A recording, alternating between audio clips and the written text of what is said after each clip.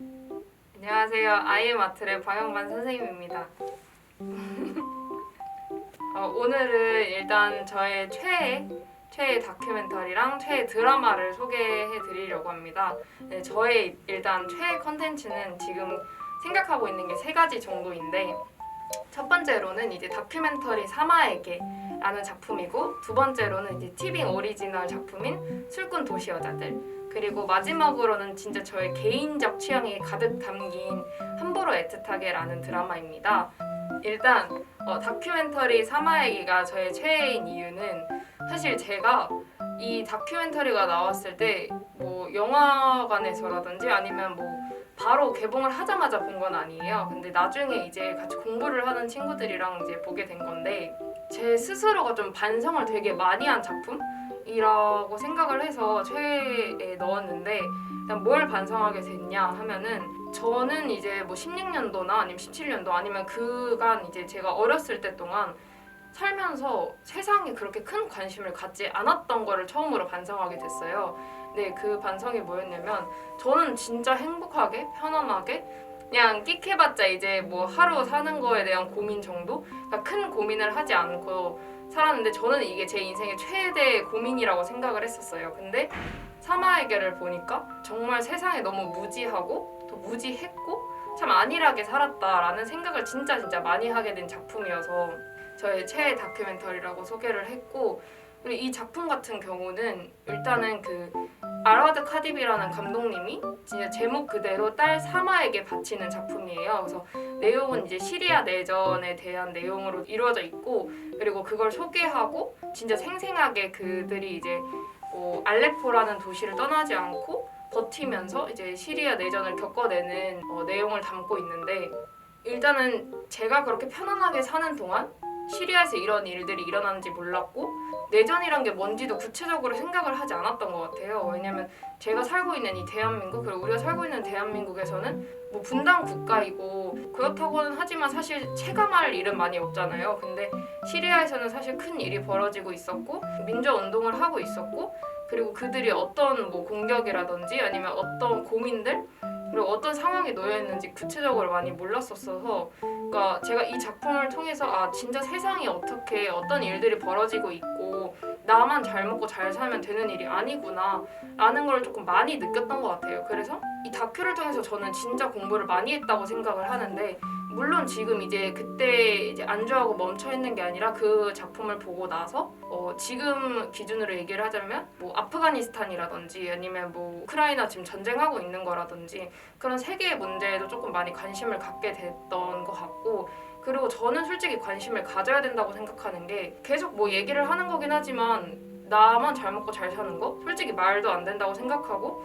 분명 세계는 다 연결이 되어 있다고 생각을 하는데, 저 세계 평화라는 말이 진짜 당연하게만 생각을 했다가 다른 나라에서는 세계 평화라는 말이 참 무겁고 어렵고, 그러니까 우리가 민주적으로 살 수 있는 환경이 많이 조성이 안 돼 있는 것 같아서, 이 다큐를 보고 나서는 뭐 홍콩이라든지 아니면 미얀마라든지 조금 더 다른 나라에도 알아보려고 한 노력들이 있었던 것 같아요. 그래서 이 다큐를 다른 친구들도 조금 많이 보고 배우는 경험이 됐으면 해서 이 다큐멘터리를 추천하게 됐고요. 그리고 두 번째로 이제 티빙 오리지널 작품인 술꾼 도시 여자들은 사실 사마에게랑 되게 많이 결이 다른 작품인데, 최근에 이제 뭐 칸에도 초청이 돼서 다녀오기도 했었고, 네, 이 드라마 같은 경우는 일단 주인공이 총 3명의 여자들이 등장을 해서 술과 함께 살아가는 모습들을 다루고 있는데, 일단 제가 좋아하는 부분들은 너무 현실적이라는 거, 근데 또 현실적인 거여서 뭐 슬프거나 아니면 좀 힘들거나 이런 내용만 있는 게 아니라,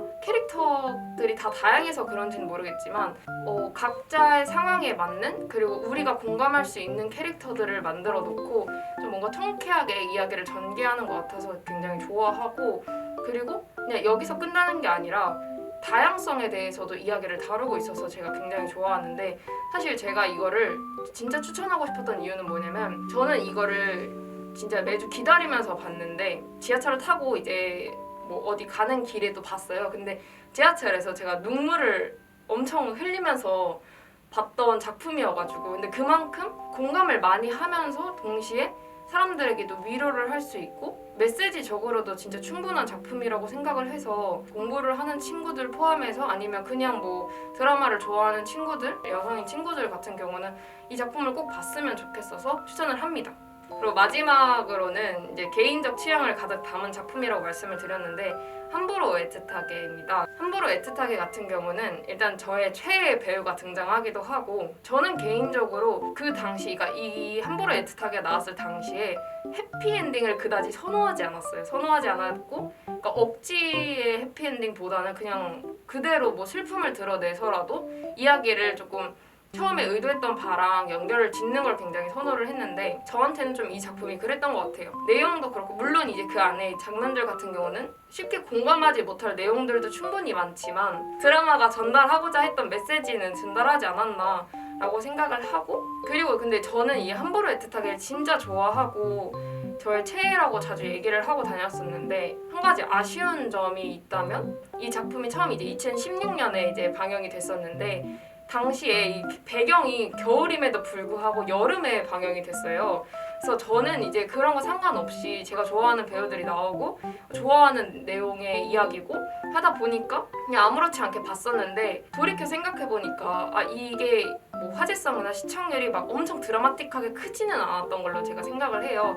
근데 그게 좀 계절감이 많이 안 맞지 않았나라는 조금의 아쉬움이 있습니다. 저는 그 당시에 그 함부로 애틋하게를 DMB로 이제 시청을 하고 그랬었는데 그때는 이제 OTT가 많이 활성화가 안 됐을 때여가지고 DMB로 시청을 하고 아니면 이제 TV로 이제 본방사수를 하고 했었는데 나중에는 이제 겨울이 되면은 이 작품을 찾게 되더라고요.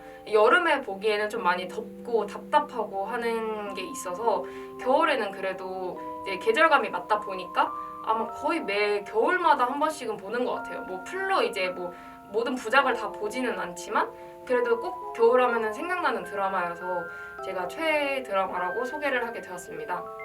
한 가지 더, 근데 이게 제가 지금 뭐 방영관 친구들한테도 얘기하는 거긴 한데 사실 이제 막 미디어를 볼 수 있는 그 창구들이 너무 많아졌으니까 그리고 그냥 한국적인 거나 그러니까 한국 사람들이 등장하고 한국 연출 감독님들이 있는 거 말고도 솔직히 너무 다양한 작품들이 많아서 이어서 하나 더 추천을 갑자기 해드리고 싶어졌는데 그 최근에 제가 되게 재밌게 봤던 게 있어요. 넷플릭스 오리지널의 하트스토퍼라는 작품인데 남학생 둘이 사랑을 하게 되는 내용의 작품이에요. 제가 이거를 추천드리고 싶은 이유가 일단은 작품이 저예산으로 제작이 돼서 그러니까 그게 드라마를 보다 보면 보이기는 해요.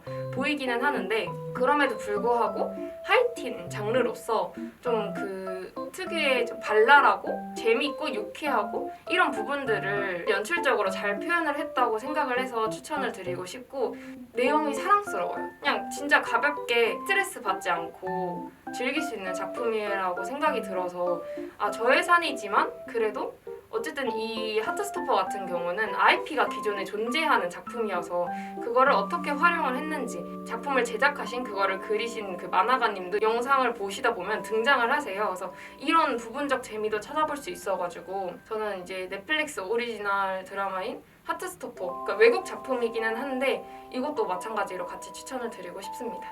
일단은 저의 지금 추천작은 이 정도인 것 같고요. 사실 하트스토퍼 같은 경우는 제가 최근에 본 거여서 근데 최근에 너무 재밌게 본 거여서 이렇게 설명을 드리게 된 것 같고 그게 아니라 이제 다큐멘터리 사마에게나 아니면 TVN 오리지널 작품인 뭐 술꾼 도시 여자들이나 예전에 방영을 했던 함부로 애틋하게 같은 경우는 제가 어찌됐든 간에 한 번씩 본 걸로 그친 게 아니라 두세 번씩 보기도 했고 여전히 지금까지도 보면서 사실 생각하는 것들이 굉장히 많은 작품들이에요. 사마에게도 앞서 말씀드렸던 것처럼 세상 돌아가는 모습에 조금 더 많이 관심을 갖게 해줬던 작품이고 술꾼 도시 여자들 같은 경우도 마찬가지로 다양성을 어떻게 담아내는가 그리고 그러면서 동시에 좀 무겁지 않게 재밌게 표현한 부분들도 찾아가면서 보고 좀 현실적이게 우리가 몰랐던 예를 들어 뭐 술꾼 도시 여자들 같은 경우는 제가 되게 인상 깊었던 게 장례식 같은 장면들 장례식을 다루는 방식에서도 어떻게 보면 저는 사실 장례식이 어떻게 진행이 되는지 구체적으로는 잘 알지 못해요.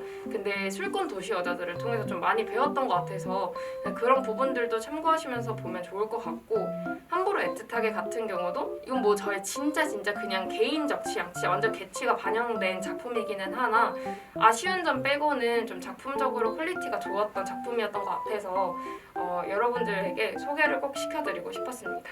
이상으로 저의 이제 최애 콘텐츠 소개를 끝내겠습니다. 네. 아예 마트로 보러 오세요.